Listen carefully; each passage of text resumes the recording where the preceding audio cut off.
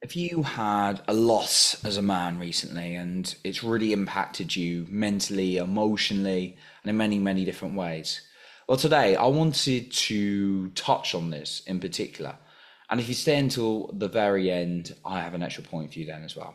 As always, if you want to connect with me further, you can reach out to me on social media, and my links are in the show notes below as well. Now, I lost I talked about this in the previous episode on trauma in particular, but I want to talk about loss in particular on this one. I lost a lot of people when I was younger. My brother, my grandma, my granddad. Actually, it was my granddad before my grandma. And then I lost my grandparents, sort of like in my 20s. And I didn't necessarily process that. And those were some losses I experienced. But I've also lost a job, I've lost relationships, I've lost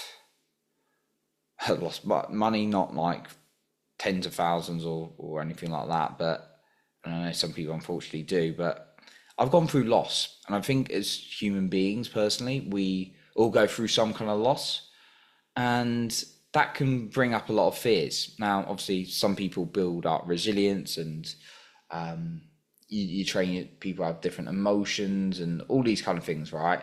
So we're all going to have different responses naturally, and some of us will have similar responses, right? Now, for me, I just wanted to talk through what has helped me on this, because I've realized I've had to feel it to work through it. And I wanted to give you some guidance around that because I know loss can be a big thing for people. So this is the guidance I'm going to give you. First of all, allow grieving for what is needed. Now, don't just think about grieving like you've lost a person. Obviously, if you do lose a person, yeah, grieving is a natural process, as they say. And I wasn't able to always feel that naturally. When I lost people when I was young, it was so painful, I didn't even feel it. It was bizarrely, I lost my grandma about 7, and I didn't feel it for like 25 years. And I went on a deep journey, and then all the feelings came up in my body. Crazy, right? Sometimes what the body or the mind represses, and that's actually stored in the body, right? It was only 25 years later when I realized actually that I'd never see her again. It was wow, it was emotional, that moment. So allowing grieving for what's needed. It doesn't have to be a person, often is, but it can be a situation, it can be a relationship, it can be anything. Allow that grieving period.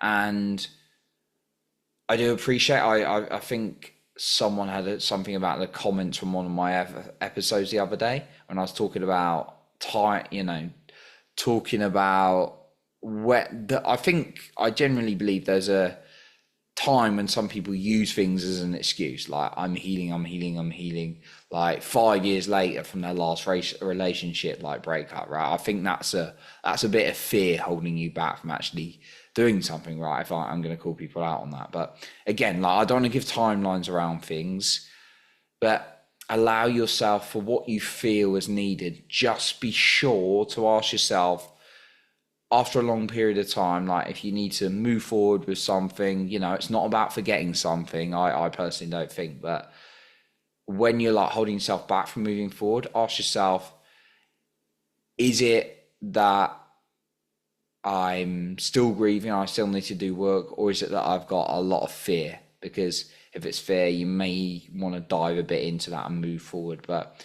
allow the grieving for what your body feels like it needs. The second thing is know the difference between the mind and the body, right? If you feel into the body and you're like, okay, right, this is what I'm feeling, that's often a good way to gauge what you need. Like sometimes it's rest, sometimes it's like a big cry. And then sometimes the mind will be like, oh no, we don't want to think about that, or we don't want to get on with this. Sometimes the mind is sweet, it's a protector, it cares about us, but it sometimes has the wrong way about going with it. Like they say the mind is a great servant but a lousy master. I can't remember who originally said that, but it's a really great saying, and that's very true, I found, in my experience. Knowing the difference between what the mind's telling you out of fear and actually what the body is using its intelligence to tell you that it truly needs is a really, really key thing. The third thing I'm going to suggest is support groups are really, really powerful. Particularly like men's groups for me have been a really powerful one. So there's one I've been part of. It's really powerful, called 13 Pines. If you want to find out more about that, I'm not an affiliate or anything at all. It's just a great group.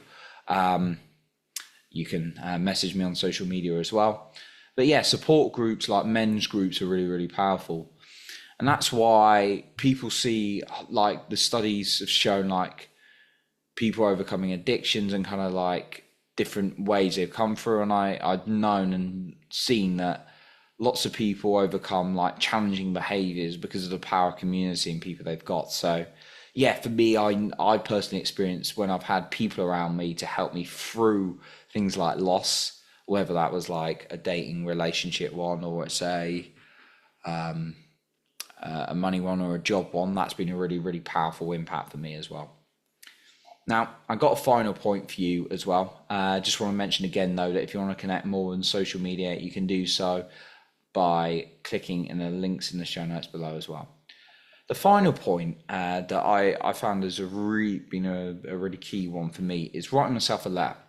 Writing myself like a letter, or writing a letter to the thing you've lost.